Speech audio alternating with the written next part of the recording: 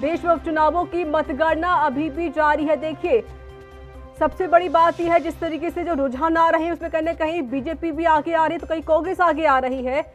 और साफ तौर पर कहीं ना कहीं हम ये भी कह सकते हैं कि अब यहाँ पर सभी दिग्गजों की जो किस्मत है उसका फैसला आज होने वाला है। पश्चिम बंगाल में सभी सीटों पर टीएमसी फिलहाल देखिए आगे चल रही है और साथ ही साथ आपको बता दें कि राजस्थान में भी कांग्रेस आगे चल रही है। हिमाचल में मंडी में कांग्रेस फिलहाल आगे बढ़ती हुई नजर आ रही है। इलाहाबाद में इनेलो प्रत्याशी अभय चौटाला आगे हैं। तो देखिए, एएनबी न्यूज आपको पल पल की अपडेट दे रहा है उपचुनावों की मतगणना को लेकर। असम में सभी सीटों पर बीजेपी को बढ़त मिली है। तेलंगाना में चल रही है कांटे की टक्कर। देखिए, यहाँ पर कहीं ना कहीं राजस्थान में तो कांग्रेस ने डंका बजा रखा है अपना, लेकिन बीजेपी पिछड़ती हुई नजर आ रही है। तो देखिए, देश में 3 लोकसभा और 13 राज्यों की 29 विधानसभा सीटों पर उपचुनाव में रोचक मुकाबला अब यहां देखने को मिल रहा है। किसके सिर पर ताज सजेगा ये तो रिजल्ट के बाद ही पता लगेगा। लेकिन फिलहाल पश्चिम बंगाल में सभी सीटों पर टीएमसी आगे चल रही है और बता दें आपको कि बीजेपी पश्चिम बंगाल में पीछे है और हिमाचल के मंडी में कांग्रेस आगे है। तो देखिए, अगर हम बात करें मध्य प्रदेश खंडवा को लेकर तो उस पे बीजेपी आगे है, मंडी में कांग्रेस आगे है। दादरा नगर हवेली में शिवसेना की बढ़त होती हुई नजर आई है।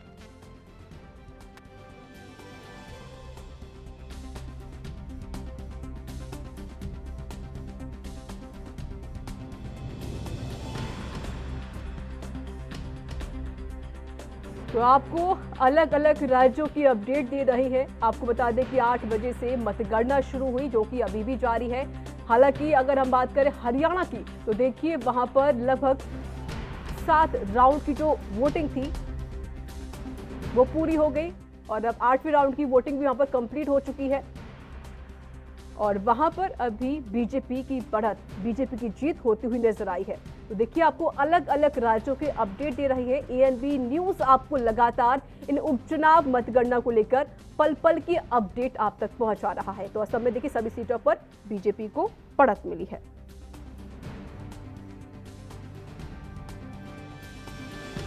देखिए, अगर मध्य प्रदेश की बात की जाए, मैं अलग अलग राज्यों की अपडेट आपको बता देती हूं। मध्य प्रदेश देखिए भाजपा 4 सीटों पर आगे है। पृथ्वीपुर में ये कड़ा मुकाबला कांग्रेस और बीजेपी में देखने को मिल रहा है। आपको बता दें कि जोबट और खंडवा में बीजेपी जीत की ओर बढ़ रही है। तो वहीं पर जोबट में 14वें राउंड में भाजपा की सुलोचन रावत 11,227 वोटों से कांग्रेस के महेश पटेल से आगे चल रही हैं। देखिए, मध्य प्रदेश में भी दोनों ही सीटों पर बीजेपी की जीत और बीजेपी की बढ़त होती हुई साफ तौर पर नजर आ रही है।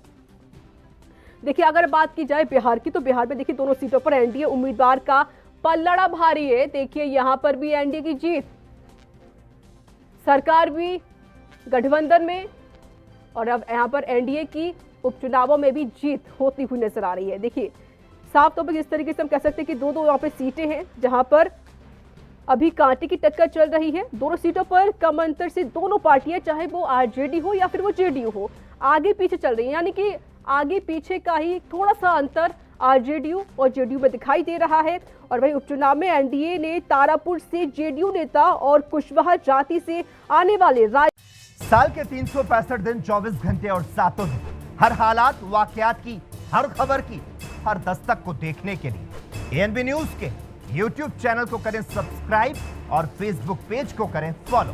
उठाइए रिमोट और जुड़िए एएनबी न्यूज के साथ।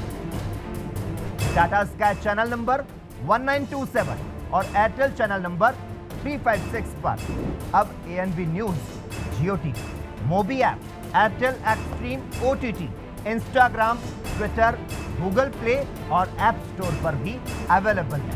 एएनबी न्यूज, आपकी बुलंद आवाज, आपकी बात।